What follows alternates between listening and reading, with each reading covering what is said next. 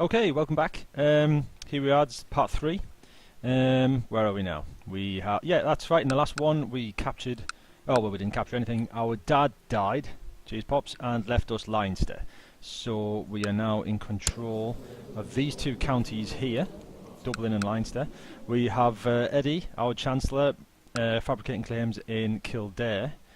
And the other part, last time we found out that Dublin is part of the Duchy of Tara, which is why we're going after here. Leinster is also, again, part of the Duchy of Leinster, which are these two.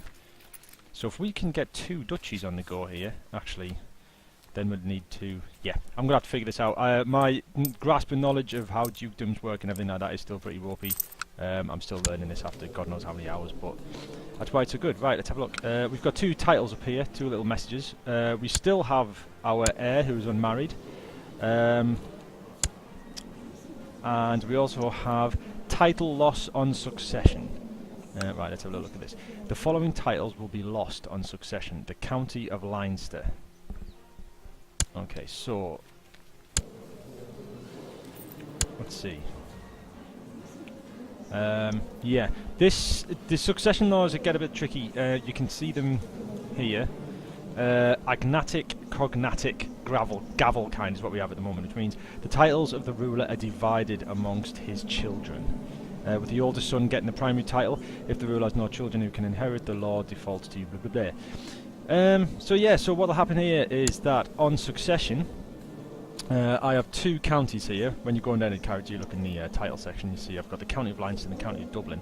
And if you hover over any of these, it'll tell you who will get them. So my heir, Domhnall, he'll get, let's see, the County of Dublin goes to Domhnall. He's the first in line of succession. However, the County of Leinster doesn't go to Domhnall. That'll go to Enna, who is my second oldest son. So, which will be weird. So if I died now, for example, if I got taken out, my heir wouldn't have both of these. My heir would revert back. He'd only have Dublin, and it would be my son Enna would have Leinster. I think I've done that right. Which is not too good, because it would mean that I'm gone from Mac Daddy in control of everything to being busted down to being almost a rival with my own brother. We'd be the same. So I would lose some lands, and you know I'd be back to where I started essentially. So that's not too good. We want to try and figure out a way to have Domhnall. You don't want your heir to have everything, I don't think, but you do want him to be boss. See, at the moment, if I died, Domhnall would not be the boss of Enna. He would be his kind of an equal, I think. Yeah. Ooh. Yeah, see, you can change all these laws. These are all your tax laws. I wouldn't worry about these too much to start with. As you can see, I'm still learning this myself, so there's a lot of things that I'm not too keen on. But you can change these succession laws. See, down here you've got seniority. The oldest member of the dynasty inherits all titles. Your oldest child will greatly disapprove of this law, but all other members of the dynasty will approve. See, some things like that, you look at them and you go, isn't that a bit counterintuitive? Because, I'm not sure. This one, the oldest child ruler inherits all titles. Ah, wait a minute. Is this one to do with... Ah, yeah, this has got something to do with being a patrician. I'm not sure what that means. But primogeniture means that the oldest child inherits everything. Your successor will like it. But other members of your dynasty will disapprove. Basically, if I wanted to change the law to primogeniture, it would mean that my heir would get everything. These two guys would be stuck. They would get nothing. At the moment, what happens is that everything I have gets divvied up amongst my kids, which kind of keeps everyone happy. But it means that when I die and become Domhnall, I'm also don't have the pegging on anyone. I've got a share power, if you like. So. But if I was to change that law to primogeniture, my heir would get everything I have, so essentially I retain my power. However, these guys, these pretenders, they get diddly squat. They get really screwed out just by being younger. So these are probably likely to cause problems. However, Their intrigue is pretty low.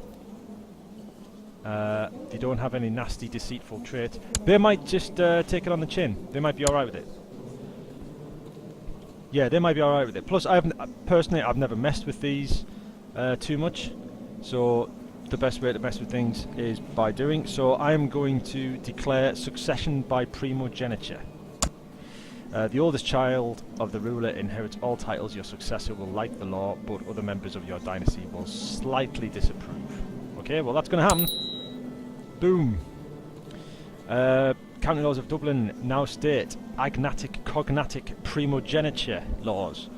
So let's have a look at this guy. Yep, he's outraged by succession law change. Minus 50. So he is really pissed off.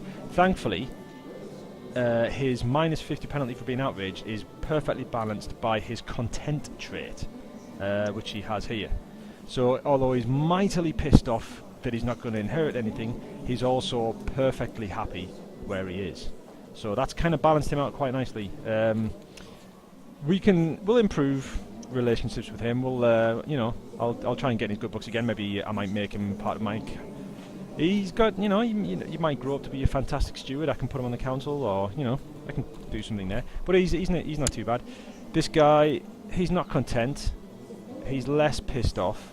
But then he is the youngest son, so he was never going to get that. He was never going to get anything anyway. So he hasn't actually had anything taken off him directly. He's still pretty high, so that's pretty good. So now we don't have to worry about. Let's just go back. Oops, daisy. Let's go back to here. So Domhnall inherits that. Domhnall inherits that. So our heir is now going to be exactly the same as we are. We've prepped him. You know, he's good. He's ready to go. Let's see. Unlanded sons. Now I've changed the law.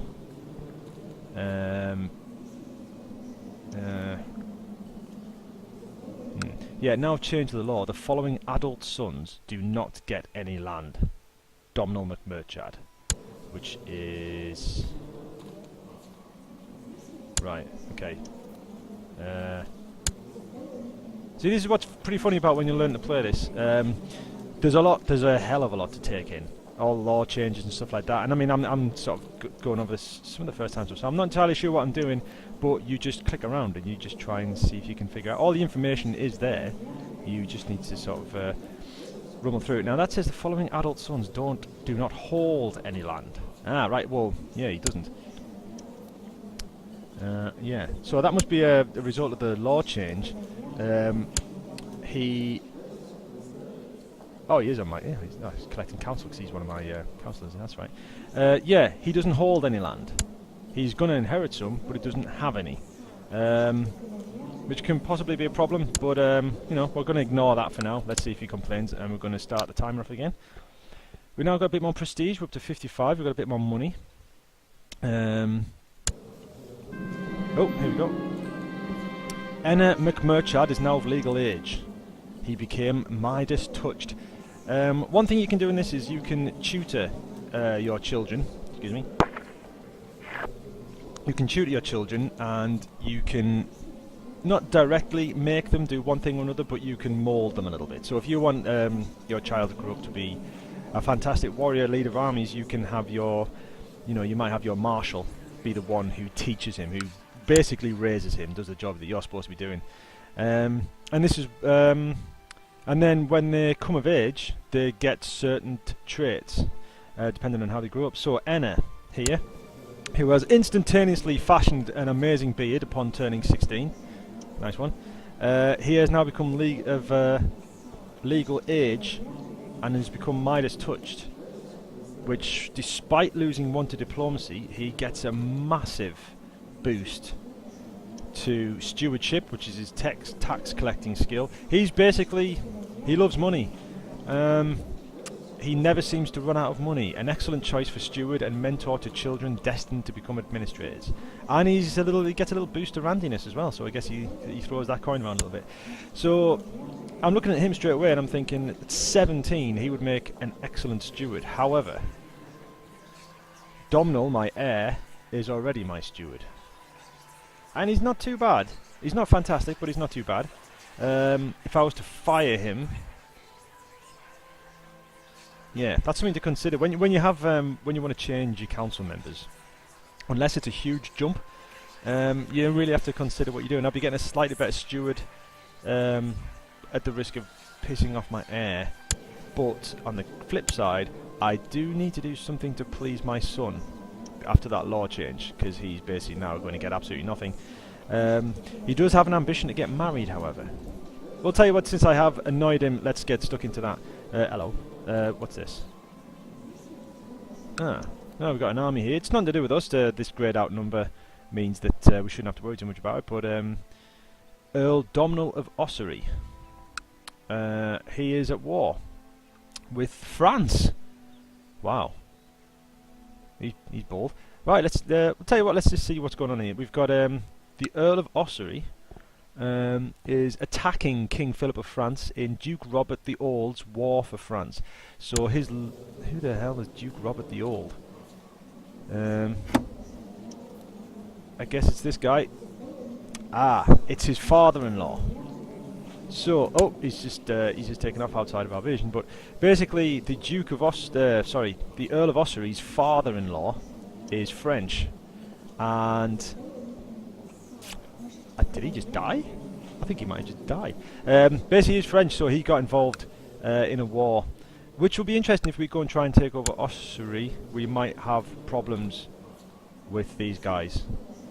They are all. He's pretty entwined in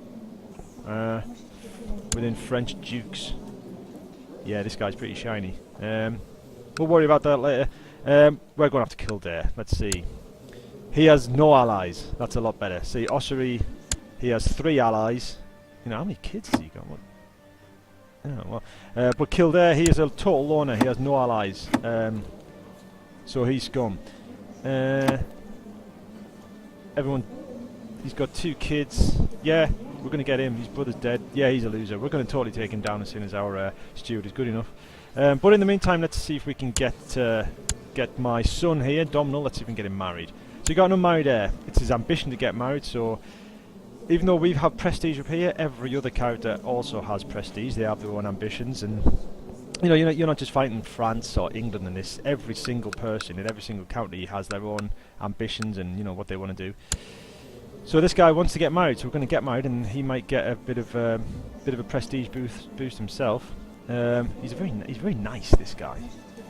So let's find him a wife. There's a quick button here, which is arrange marriage, and this will bring up a list of potential people he might be interested in, and you get to look through them and pick a good one. Now remember that although you're picking a wife,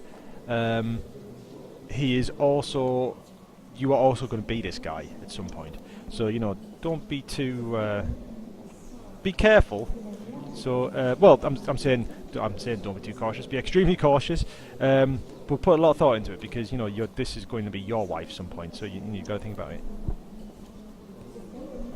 Right. So you can also form alliances through marriages. So if you were to Princess of England there, for example, if you were to set up one with her. You might be looking at an alliance there.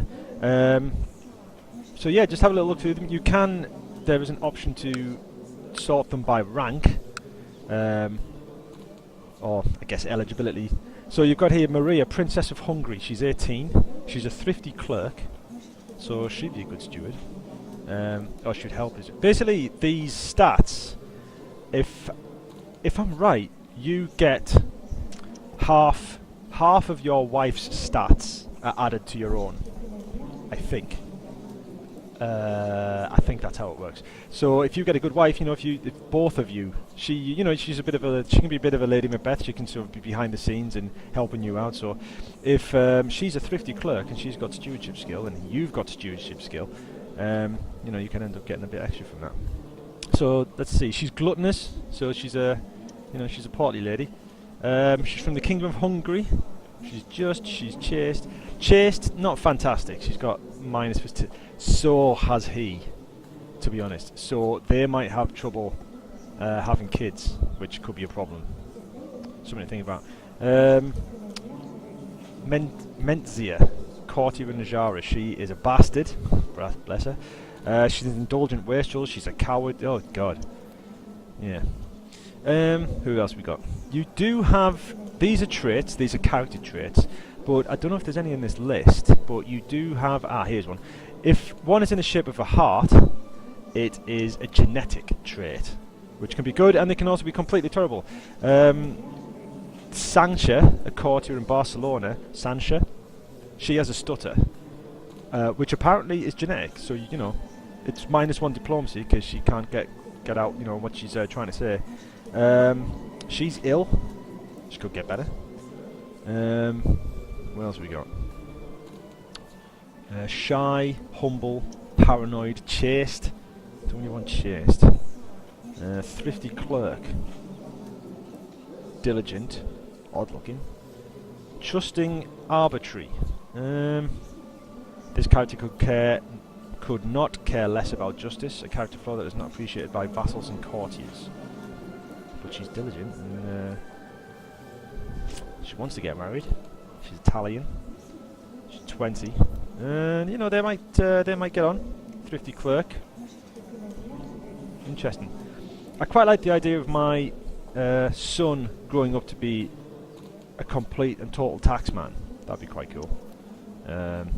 You can also, if you look at this button down here, find characters. This is quite handy in general. We're going to be using this later on to try and find some better council members. But this lets you search anybody. So you can go, right, I only want women who are not in prison and are not married. I will search. This is just in my realm, so I imagine this is in Ireland. So the only unmarried women who aren't in prison in Ireland are these two. What do we have here? We've got a courtier in Dublin. She's actually in my court, yet she can't stand me. Oh, well, yeah. She's chaste, she's wrathful, she's greedy, she's paranoid, but she's also a hunter and a grey eminence, which means she's quite a good diplomat. And she has an ambition to become a spy master with an intrigue skill of 11. Huh. She's not fantastic. Diligent, zealous, patient. I don't want two chaste characters because that's going to be a real problem. Let's go outside of our realm. Let's have a look around everywhere. Now you've got here a courtier in Northampton. She's 42, you know. You might like a lady with a few years on her, but she's also attractive, which is a genetic trait. So that's one that can pass down to kids. She's envious, she's shy, she's content and honest. She's a fortune builder, and so is he. You could say they were made for each other. She's got a huge stewardship skill, which would boost. Do you know what? I quite like the idea of this. She's an Anglo-Saxon. Yeah, she's a bit old. She's got quite low intrigue, so she's not terribly likely to mess me up too bad. She's a bit old, but you know, I could be a complete meanie. I could get a few kids out of her and then happily marry someone else. But for the time being, I think she might be all right. Another fortune builder there. She's Turkish, and she's a courtier in Northampton. Now, this is what you might have. You might see someone, you might go, I really like her, but she doesn't necessarily like you. So let's right-click and go to diplomacy, arrange marriage. This is her liege, and this is her. So you are your own liege. Oh no, sorry, it's my son. I'm doing here. So I select my son. So it's the liege who decides who gets married. So basically, this guy is talking to this guy about these two. And you'll get an instant. You don't have to send off. You'll get an instant answer. But there are problems here. Propose that Domhnall and Eadgyth get married. As the relative of an earl, Domhnall gets nothing. So he's not marrying up. You know, he's not going up the chain. He's keeping it pretty low. But he does get a -100 prestige for marrying a courtier, which is probably considered basically a common person. Yeah, that's interesting. Right. Well, you know, this being as this tutorial video, it's pretty good to sort of just dive in and maybe make some bad decisions. You know, just let things happen and then deal with it as they come up. It's a good way to teach yourself. If you hover over yes, it says opinion of Earl Murchard is 3, base reluctance is 2. So normally they wouldn't go for this. but fortunately they think enough of me that they're going to go for it. If they didn't, you could always send gifts. There's so much to get into diplomacy here, but she's up for it. So what we're going to do is we're going to say yes, and we're going to ask. So let's have a few days tick by, and we'll wait for our response.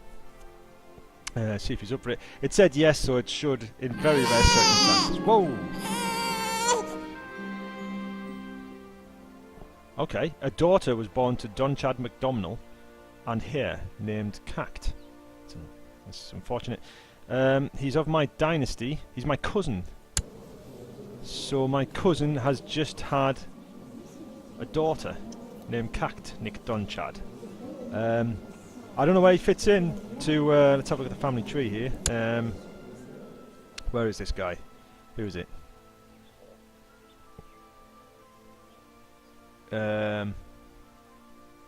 Crikey, where is this bloke? Alright, so there's me, there's my wife. He's my cousin. Oh god. Dynasty. There we go. So he's way off. Where? Oh, he's off on... Ah, okay, he's... So, my uncle... Of course. Naturally, that would make my cousin. Of course, my dad's brother's son has just had a daughter, so they're on this tangent down here. So yeah, my cousin has just had Cact. So another member of the family there. Will this have a knock-on effect? He currently owns nothing. He's a kinsman. He has no holdings or anything like that. And to be frank, that's a girl. Although under our law, I think girls can inherit. But for the moment, I'm not too worried. So the family's expanded a little bit. You know, that'll be nice. Get together at Christmas. So let's have a look. Right, where are we doing? Oh yeah, we're waiting for this marriage proposal to come past. I haven't heard anything yet. Why? Oh, here we go. To the most excellent Earl Murchard. Your wisdom and mercy are legendary. I accept your suggestion that Domino and Edgith get married. So excellent. So my son has gotten married. This is fantastic. Domino and Edgith have gotten married. We can collect a royal aid duty to pay for the ceremonies. Now, you get 50 prestige or 29.40 gold. I'm going to go with prestige on this one because that will put us over 100 and we can start doing some more things. You get a bit more respect.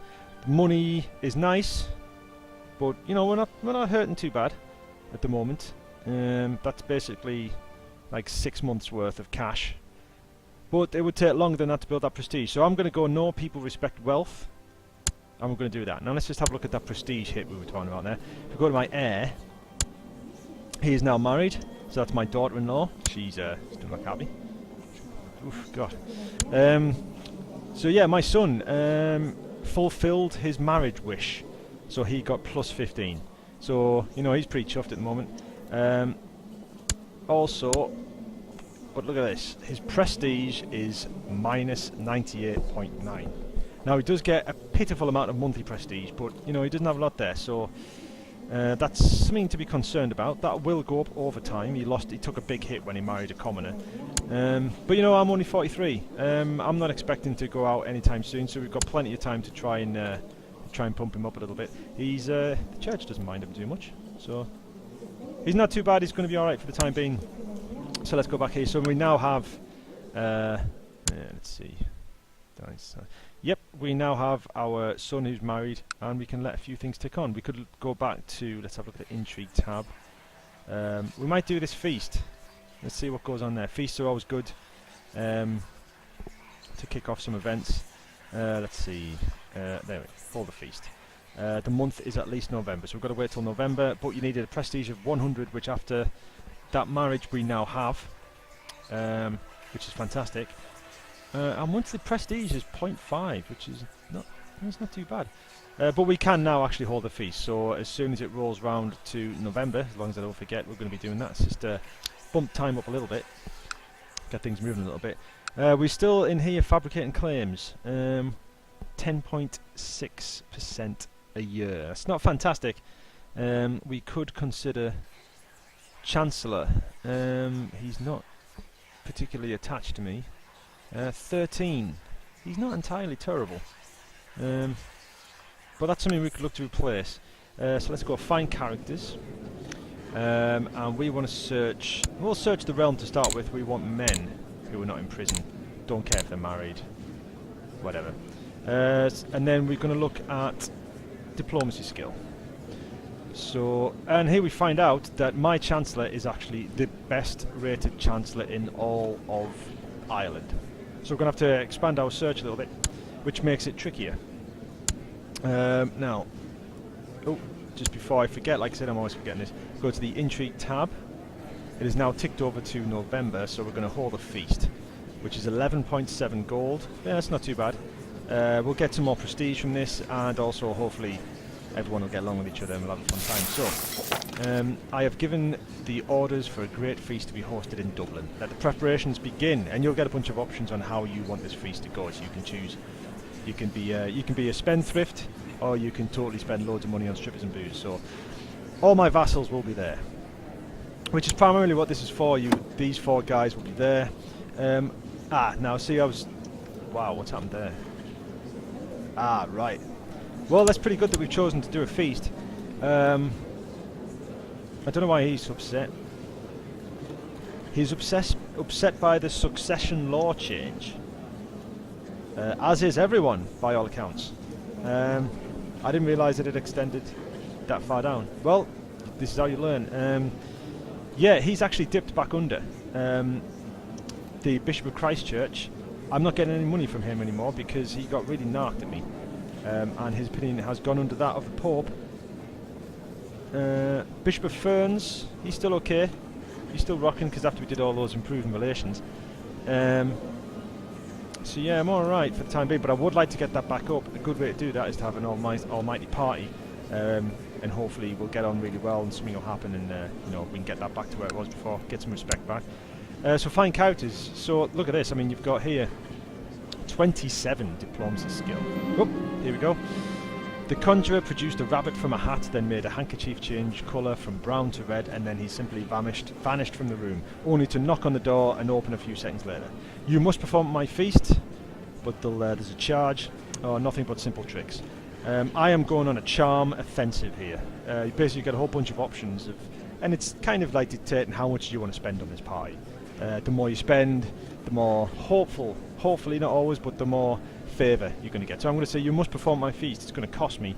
It's quite expensive. Well, let's have them anyway. What's the point if you're not going to do it properly? Let's have a continue looking here. You'll see that this guy, 27. Let's deal with this. The best part about preparing a feast is deciding what foodstuff to serve. I must purchase venison, boar and duck and spices, wine and ale, honey for desserts, cheeses, and perhaps even a swan or a peacock. Good man. I will spend lavishly on food, spend enough food to satisfy everyone's hunger, or I don't want to spend much at all. This is basically how much are you going to chuck out on the plate. I'm going to go full on. I'm going to have swan's heads and everything at this party, man. This is it's going to rock, so let's have that. Let's deal with this party first, shall we? Oh, yeah. Oh, crikey. Yeah, we've got a lot to do here. Okay, most of the preparations for the feast have been made. Now I only have to send out the invitations. Let's... Oh, yeah. Okay, we've got plenty to do here. So, most of the preparations made. I hereby invite you to. Here are the 4 guys who are coming to my feast, and who will hopefully, after that law change, pissed everyone off. Hopefully they're going to like me a lot better. So they're invited. What else have we got here? Stuart Domhnall has grave news. Part of the castle where the guests would be staying would have to be repaired, or else he couldn't guarantee the guests' safety. It will be rather costly, but Domhnall assured me the repairs will be worth the cost. Oh, see, I've never actually had that one before. God, this party is costing a fortune. This better be worth it. Just repair it. I don't care about the cost. While I was busy preparing for my feast, a troop of wandering junglers arrived at the castle. They looked a bit ragged, but their performance entertained the whole castle. Perhaps I should think about offering them my patronage. You had again more money. So this party has actually cost a spectacular amount of money so far, but hopefully we're going to get the opinions of those vassals up. And hopefully, I think that'll call that a time for this one, but hopefully we'll have the results of that party in the next video, and we'll also find out if we can get anyone better, because we're not doing intrigue fast enough here, man. We need to get that one quicker. So until then, see you later.